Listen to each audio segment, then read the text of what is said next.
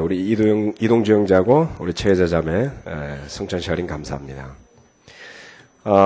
오늘 6개월 동안 주일학교 교사로 이제 섬기시다가 첫 예배 오신 분들 참 오랫동안 교회 이전할 때부터 해서 계속 주일 예배에 대해서 궁금해하고 아쉬워하셨을 텐데 이렇게 뵙게 되니까 저도 좋습니다.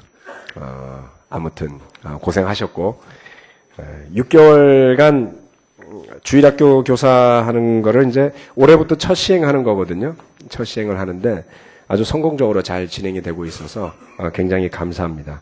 정말 헌신적으로 교회 이전과 더불어서 새로운 필요가 많을 때 고생해서 좋은 셋업을 해주셔서 다시 한번 감사드립니다. 이렇게 오랜만에 오시니까 좋죠? 일찍부터들 오셔가지고 예. 오늘 설교 말씀은 위대한 연결자 안드레라는 주제로 말씀을 나누겠습니다. 이 말씀은 이번에 저희 아시아 리더십 리트리스트에서 베트남에 2개의 교회가 있습니다. 호치민하고 하노이 2군데 교회가 있습니다만은 그 교회를 통틀어서 인도하는 쿠콩이라는 형제가 나누었던 레슨을 우리 김영진 목사님이 좀 더 정리를 쫙 잘해 주셨어요. 그래가지고 거기에 대해서 준비한 레슨인데 오늘 여러분과 함께 나누도록 하겠습니다. 이 안드레를 보면은 아주 배울 점이 사실 많습니다. 요한복음 1장 말씀으로 함께 가보실까요? 요한복음 1장.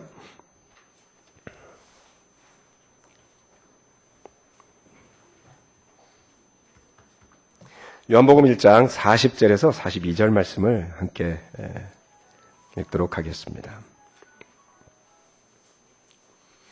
요한의 말을 듣고 예수를 따라간 두 사람 가운데 한 사람은 시몬 베드로와 형제가 아닌 안드레였다. 이 사람은 먼저 자기 형 시몬을 만나서 말하였다. 우리가 메시아를 만났소. 메시아는 그리스도라는 말이다. 그런 다음에 시몬을 예수께로 데리고 왔다. 예수께서 그를 보시고 말씀하셨다. 너는 요한의 아들 시몬이로구나. 앞으로는 너를 게바라고 부르겠다. 게바는 베드로 곧 바위라는 말이다. 안드레는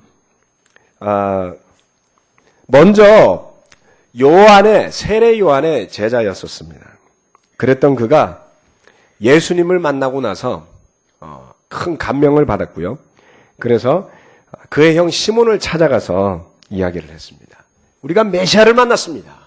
그토록 기다려왔던 메시아를 만났으니 형님도 한번 와서 보시오라고 초대를 한 사람이었죠. 첫 번째, 안드레는 자기가 알고 있는 지인을 잘 연결하는 사람이었음을 볼 수가 있습니다.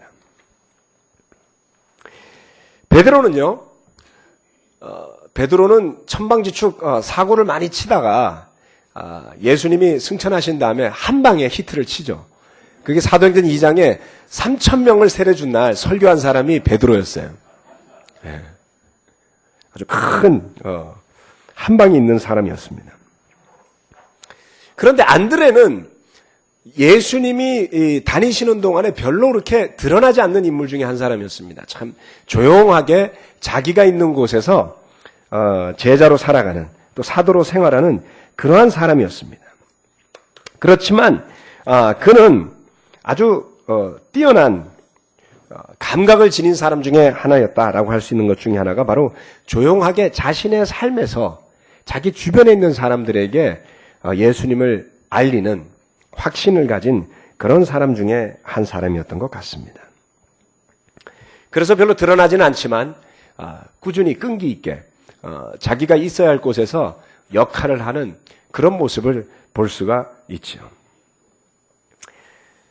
어떻습니까? 우리가 복음을 전하고 또 우리가 복음을 전달받을 때 대중적인 집회에서 초대를 받을 수도 있고요. 또 초대장을 통해서 초대도 받을 수 있겠지만 상당히 많은 사람들은 자기가 아는 사람을 통해서 교회를 방문하고 성경을 공부하게 됐을 겁니다. 여러분 중에서 아는 사람을 통해서 초대받고 교회에 오신 분들 한번 손 들어주세요. 아는 사람을 통해서. 예, 내려주시죠. 그냥 어느 날 우리 교회로 알아서 저절로 걸어오신 분 한번 손 들어주세요. 있어요? 예. 우리 교회가요, 간판도 별로 없고요. 지금 여기 파크리오 상가에 들어온 지도 이제 6개월, 7개월째가 됩니다만 여기 교회 있는지도 모르는 사람 많을 거예요. 어찌 보면 이처럼 누군가를 통해서 초대받아서 아는 사람을 통해서 교회를 방문하고 성경을 공부하고 제자가 되신 분들이 많습니다. 특히 아시아 지역에서 대표적인 공산주의 국가라고 할 수 있는 베트남과 중국은 아직 공산당이 지배하고 있는 나라죠. 그래서 핍박이 눈에 보이지 않게 심합니다. 공식적으로는 종교의 자유가 있다고는 하지만 보이지 않게 많은 핍박을 가하는 곳입니다. 그래서 심지어는 중국에서 교회 모든 인도자들이 중국 지하교회가 현재 한 18개 정도가 있습니다만은 교회를 인도하는 목회자들이 다 모여서 회의를 하려고 한 교회에서 모였다가 신고를 받고 출동한 경찰들 때문에 결국은 호텔에서 파티만 하고 헤어진 적도 있다고 합니다. 그럴 정도로 핍박이 있는 곳이기 때문에 베트남도 그렇고 중국도 그렇고 교회는 현재 지하교회로 운영이 되고 있습니다. 호지민에서는 특히 한 100여 명이 넘는 제자들이 있습니다만은 제자의 아버지가 경찰이에요. 그런데 이 경찰인 아버지가 아들이 교회 다니는 게 너무 못마땅해서 교회를 조직적으로 핍박을 한다고 합니다. 그래서 결국은 예배도 지금 못 드리게 됐대요. 예배도 못 드리고 바이블 톡별로 예배를 드리는 형태라고 합니다. 그리고 교회가 자기 건물이 아니면 예배를 드릴 수 없답니다. 자기 건물이 아니면. 그래서 조직적으로 핍박을 당하고 있는 상황에서 성경을 공부할 때는 그야말로 점조직처럼 성경을 공부한다고 합니다. 그래서 누군가가 예수님을 알고 싶어서 예배를 오기 전에 혹시 몰래 비밀로 들어와서 교회를 해치려는 사람이 있을 수가 있기 때문에 철저하게 바이블톡에서만 만난다고 그래요. 그러니 우리처럼 교회 한번 와보세요라고 전도할 수는 없는 노릇이라는 것이죠. 그래서 제자들이 자기 자신이 복음을 받아들인 것이 기뻐서 초대를 할 때 누구에게 가장 하기 쉽겠습니까? 잘 아는 사람, 믿을 수 있는 사람, 신뢰할 만한 사람에게 전도하는 것이 가장 쉬운 일이라고 합니다. 이 안드레의 모습을 보면 그렇습니다. 1장 39절 말씀에 보면 이와 같이 이야기를 하는 것을 볼 수가 있습니다. 예수께서 그들에게 대답하셨다. 와서 보아라. 와서 보아라. 복음이 전파되는 과정은 그렇습니다. 와서 보기 전에 알 수 없죠. 와서 만나기 전에 도대체 무슨 이야기를 하는지 알 수가 없습니다. 누구든지 복음을 알고자 한다면 첫 번째 와서 보아야만 하는 것입니다. 그리고 나서 만나게 되는 것입니다. 41절 말씀에 나와 있듯이 안드레가 이야기하듯이 우리가 메시아를 만났습니다. 라고 이야기하지 않습니까? 때로는 우리가 복음을 전할 때 막연하게 뭔가 대단한 일을 해야 할 것처럼 생각하면 마땅히 전해야 할 사람들에게도 전하지 못한 채 포기하고 많은 것들을 경험할 때가 있습니다. 복음을 전할 때는요, 대단히 많은 것을 알 필요도 없습니다. 복음이라는 것의 의미는 기쁜 소식이라는 것입니다. 내가 가서 만나보니 기쁘더라. 내가 만나서 배워보니 아주 좋더라. 그러니 당신도 오시오 라고 하는 것이 바로 이 안드레가 택했던 전도 방법이었습니다.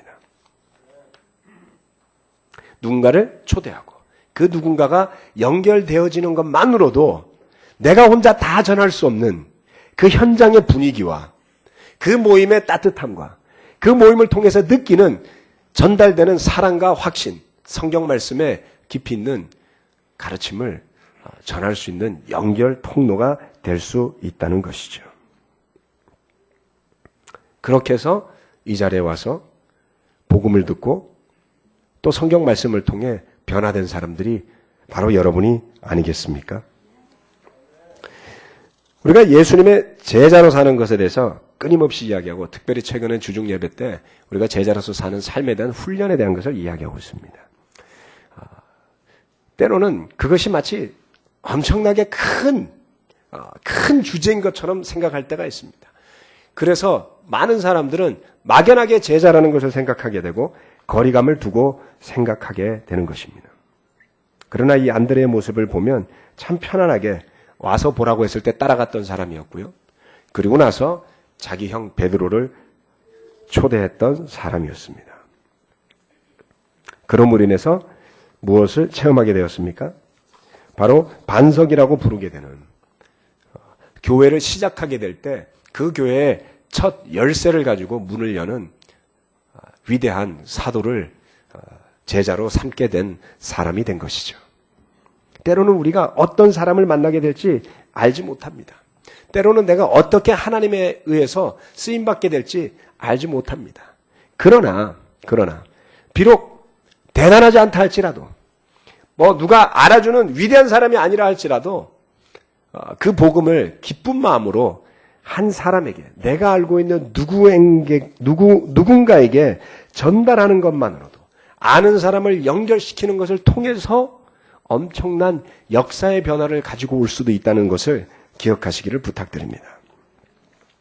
이처럼 올해 특별히 우리 가운데 세례받은 사람들을 보면 그런 지인을 통해서 세례받은 사람들이 많습니다. 첫 번째로 세례받았던 자매도 우리 자매의 여동생이었죠. 그렇죠?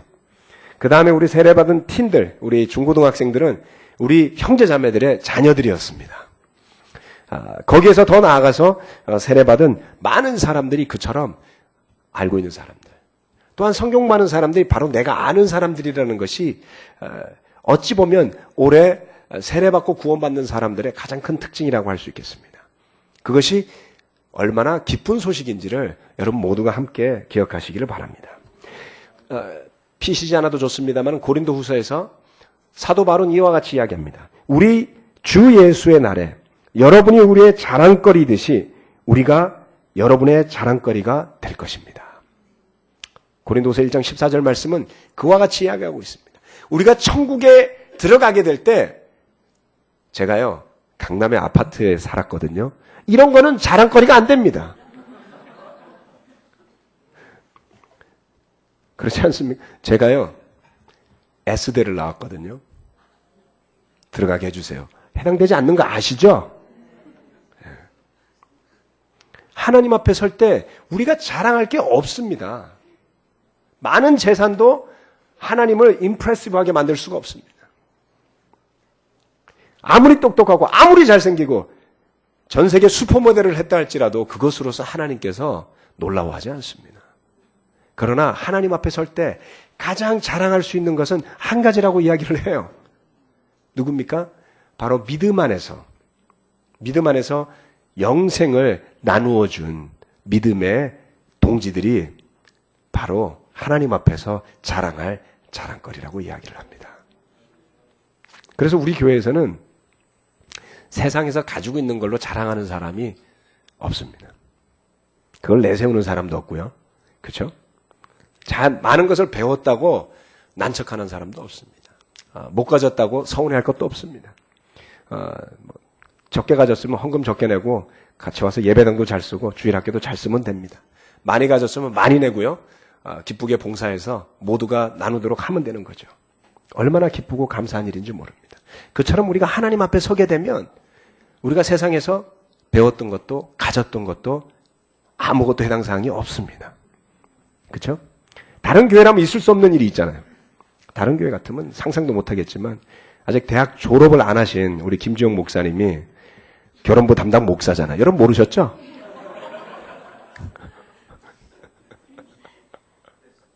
네, 모르셨죠?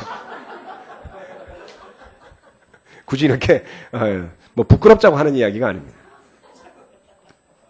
우리 안에 중요한 가치가 뭔가 라는 것을 생각하시기를 부탁드리는 겁니다.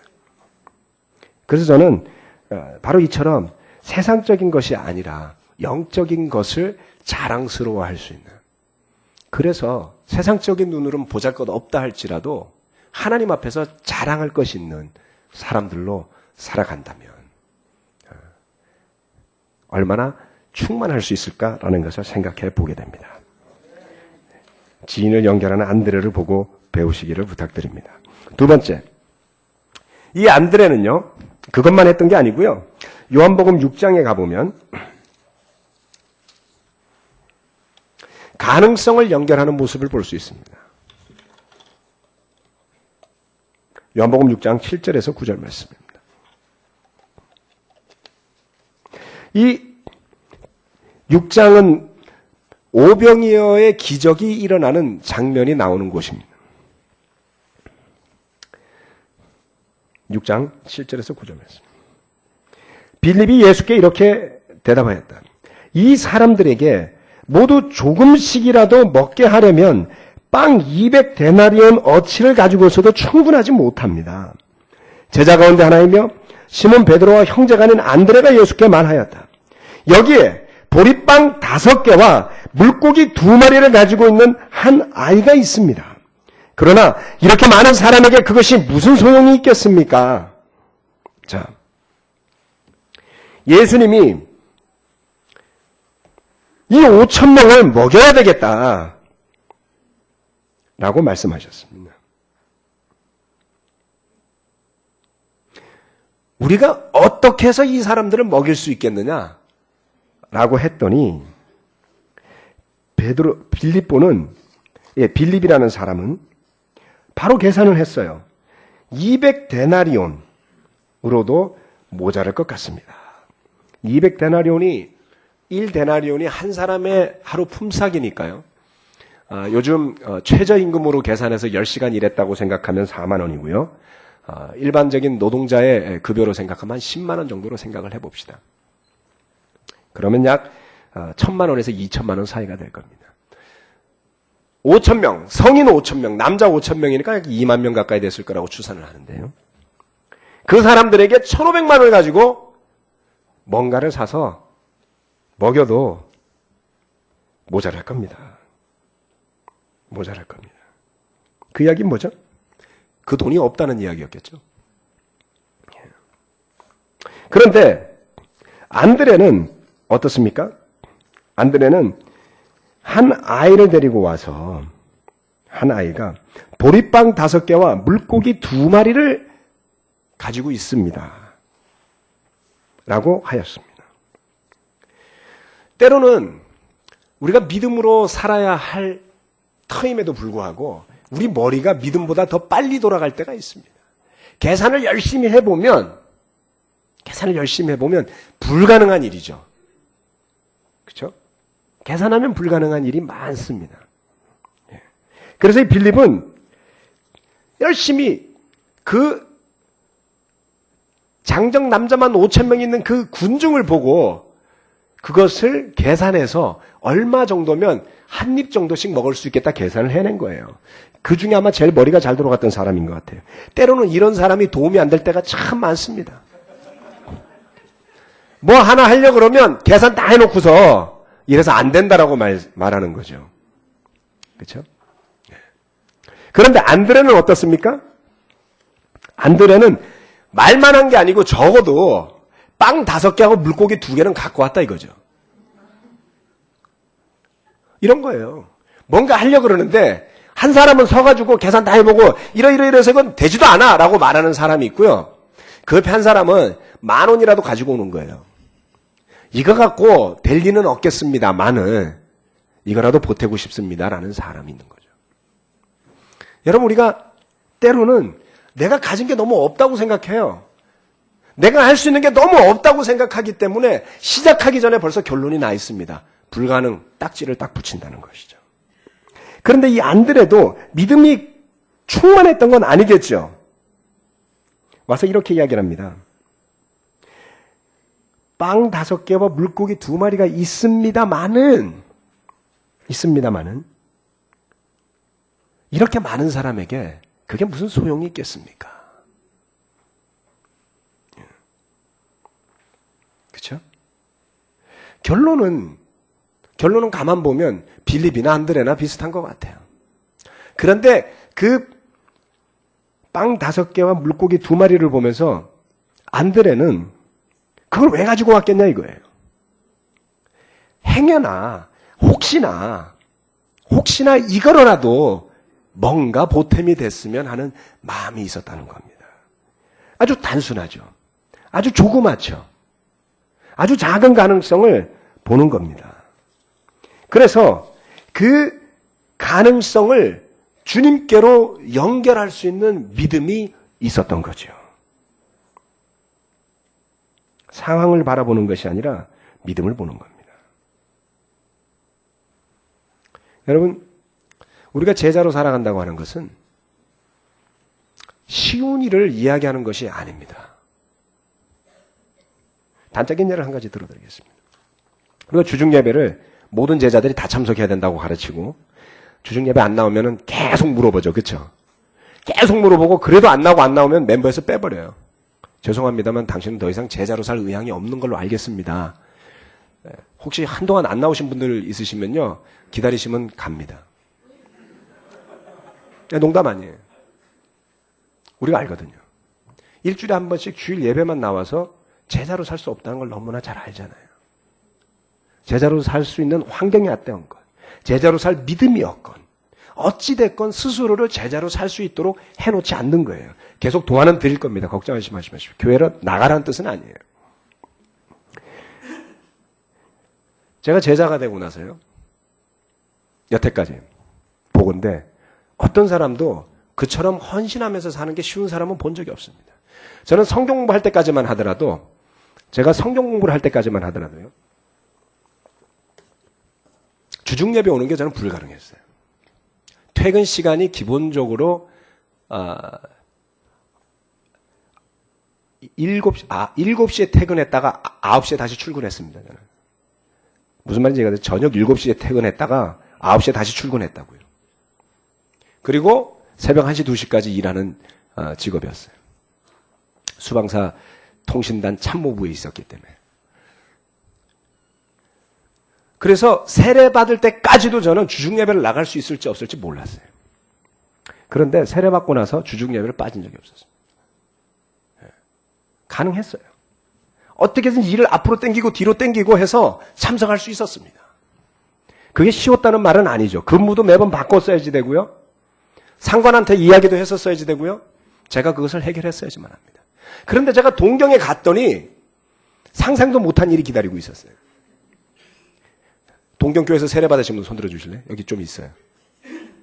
네, 있죠? 네, 내려주십시오. 이분들 모두가 학생이었어요.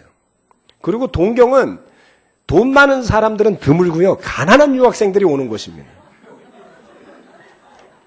제 아내가 그러더군요. 미국은 아르바이트를 할 수가 없어서 돈 많은 학생들이 오는데 일본은 아르바이트를 할 수 있어서 돈 없어도 다 와서 고생들이 많다고요.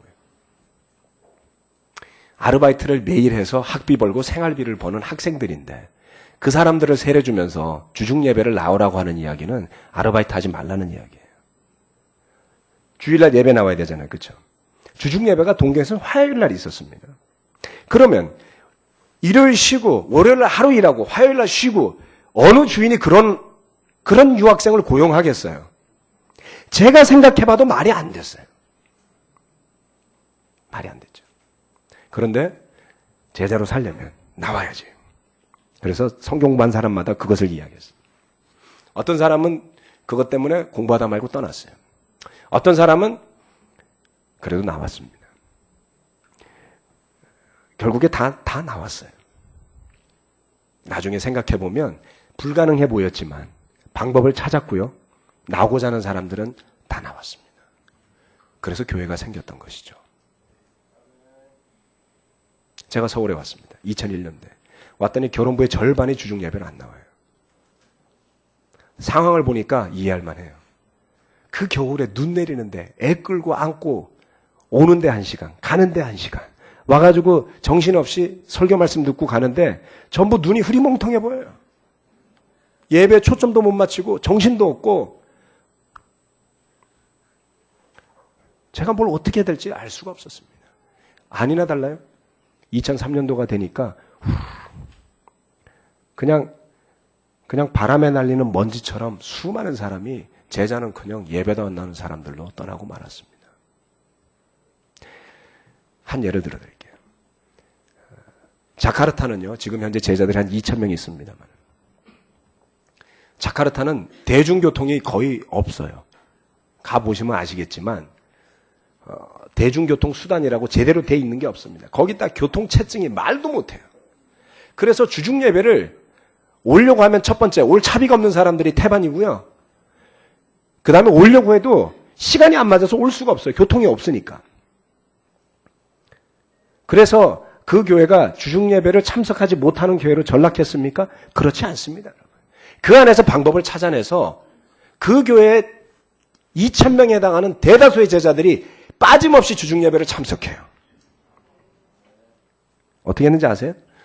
방법이 없잖아요. 그래서 주중 예배를 바이블독 단위로 합니다.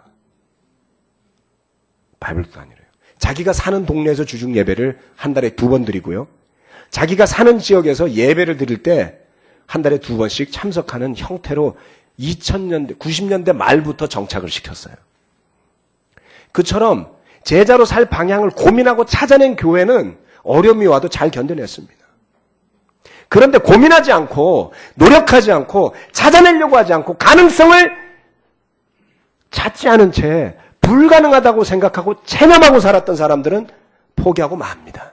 내지는 가능성은 찾지 않아하고 불가능하다고 생각하고 떠나버린 사람들도 찾지 못했습니다. 서울이라는 도시는요, 정말 교통이 발달된 도시입니다. 그렇지 않습니까? 싱가포르 교회를 갔더니 충격적이에요, 거긴 더. 물론 서울보다 좀 작기는 합니다만 완전히 북서쪽에 귀퉁이의 교회가 있어요. 북서쪽 꼭대기에 있습니다. 상당수의 제자들은 주중 예배 오려면 택시를 타고 와야지 돼요. 그런데 거의 다 와요. 차이는 어디에 있는 겁니까? 안드레처럼 먼저 할 수 있는 것을 내놓고 내가 어떻게 하면 할 수 있을까요를 생각하면서 다가갔던 교회들은요, 단단한 교회가 되었습니다. 그러나 빌립처럼 무슨 수로 먹일 수 있겠습니까? 제가 이렇게 바쁘고 애도 있고 직장도 있고 이렇게 정신머리가 없는데 무슨 주중 모임이라는 목사님이나 하세요. 속으로 그처럼 생각했던 사람들로 가득 찬 교회는 사상 누각이 되었던 거예요. 여러분 정말 불가능합니까? 여러분의 상황에서 불가능합니까? 그랬다면 오늘날 우리는 이 예배당에서 예배도 드리지 못할 거예요. 많은 사람들이 이야기했어요. 하나님이 허락하시면 떡 5개와 물고기 2마리로 수만 명을 먹일 수도 있습니다. 하나님이 허락하신다면 지금 이 자리에 앉아 계신 여러분만 가지고도 어떤 믿음의 기적을 행하실 수 있을지를 생각해야만 합니다. 거듭 말씀드리지만 제가 세례받았던 당시에 서울교회는 100여 명이 지나지 않았습니다. 그 100여 명에 지나지 않는 제자들의 상당수는 제자로 살기 위해서 모든 것을 버리는 것이 마땅하다고 여겼고요. 그랬기 때문에 부산에 교회를 내보낸다는 이야기가 나왔을 때 거의 대다수의 제자들은 직장을 버리고서라도 그 교회를 세우기 위해서 가고자 했던 사람들이었습니다. 그러한 마음의 토대 위에 오늘날의 교회들이 세워지게 된 것이죠. 그런데 교회가 커지면서 그와 같은 마음을 가진 사람들이 줄어든다는 이야기는 뭘까요? 우리가 세우고자 했던 예수님의 제자로서 헌신된 사람들의 교회를 만들겠다는 꿈에 타협이 이루어지고 있다는 것입니다. 어느 틈엔가 100명은 그렇게 살 수 있지만 500명은 그렇게 살 수 없고 1000명은 그렇게 살 수 없다라고 우리 스스로 핑계와 변명을 대고 있는 교회로 전락하는 것이죠. 저는 고민합니다. 가능할까요? 불가능할까요? 제가 10년 전에 서울교회 왔을 때는 저는 그 상황에 압도당해 있었습니다. 저도 답을 제시할 수 없었어요. 10여 년이 흘렀습니다. 제 마음도 바뀌었고 제 믿음도 바뀌었습니다. 그리고 타협할 때의 결과가 어떤지도 봤어요. 여러분 제자로서 헌신하고 결심하고 세례받은 사람들이라면 이 교회가 여러분이 배운 믿음의 토대 위에 세워진 교회가 되기를 희망하셔야지 되겠습니까? 아니면 여러분이 편한 타협하는 교회가 되기를 희망해야 되겠습니까? 어렵더라도. 그것이 장애가 아니라 기적은 어려운 곳에서 일어나는 법입니다. 아이러니해요, 여러분. 우리 모두 다 편하게 살기를 원하지 않습니까? 저도 편하게 살기를 원합니다. 그런데요, 정말 편하면 죽어야지 돼요. 까딱 안 하고 앉아서 주는 밥만 먹고 있으면 빨리 죽습니다. 병원에 입원한 환자들은요, 어떻게 해서든지 일어나서 움직이려고 애쓰죠? 알아요. 움직여야 사는 거거든요. 하나님이 우리 몸을 그렇게 만드셨어요. 자꾸 움직여야 머리도 돌아가고 몸도 돌아가고 건강한 겁니다. 자꾸 도전을 해야지 되는 것이죠. 이상하죠? 도전하면요, 그게 자극이 돼서 더 큰 일도 할 수 있습니다. 지금 형제들 중에 올 가을에 히말라야 베이스 캠프를 가자고 계획하는 형제들이 있습니다. 믿음의 도전이죠. 도전하시고 싶은 형제들은 저한테 이야기해 주십시오. 팀을 구성하고 있습니다.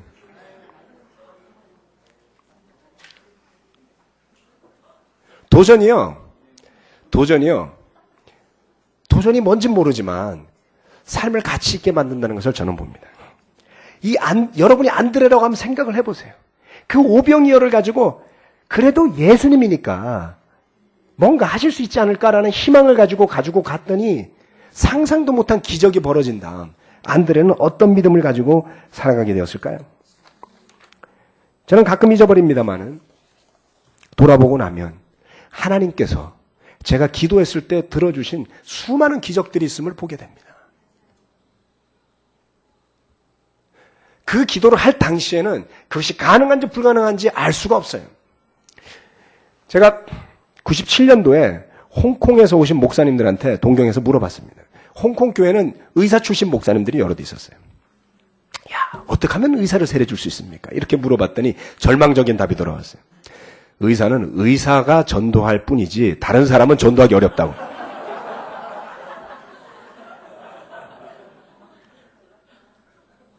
그래요? 하기사. 나도 군인이니까 군인 전도는 해봤는데. 그래서 기도하다가 다 잊어버렸어요. 근데 또 하나님이 의사가 세례받게 해주셨잖아요. 그쵸? 한 사람 봤더니 또 공부하고, 한 사람 봤더니 또 공부하고, 여러 사람 공부하고 있습니다. 가끔 생각해봐요. 그 기도를 안 했으면 어땠을까? 하나님이 안 주셨겠죠. 언젠가 기도했던 것을 하나님이 이루어 주시는 때가 있습니다, 여러분. 포기해야 되겠습니까? 그렇지 않습니다. 그것을 통해서 하나님의 뜻을 이루고자 도전한 것이 있다면 하나님께서 그것을 이루어 주시는 법이죠. 그러한 것이 모여서 믿음을 형성할 때 여러분이 미래에 어떠한 일을 더 하실 수 있겠습니까? 지금의 나의 모습, 지금의 여러분의 모습을 보고 실망하고 주저앉아서는 안 됩니다. 가능성은 우리에게 있지 않습니다. 가능성은 하나님에게 있습니다. 우리가 3년 전에 팀 미니스트리 시작할 때만 하더라도 얼마나 많은 팀 부모들이 자기의 자녀들이 제자가 될 수 있다고 믿었을까요? 이전에 팀 미니스트리를 위해서 수고했던 많은 것들이 실패로 돌아갔습니다. 누구보다도 그것을 잘 아는 분들이 지금 우리 팀 부모들이었죠. 한 가지는 알고 있었어요.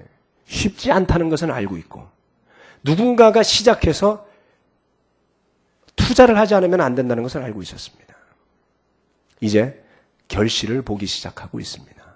이게 어디까지 갈지는 아직 몰라요. 그러나 방법을 찾으면 믿고 구하면 하나님께서 길을 열어주심을 우리는 믿어야 되겠습니다. 아멘. 안드레는 어찌 보면 보이지 않는 제자였어요.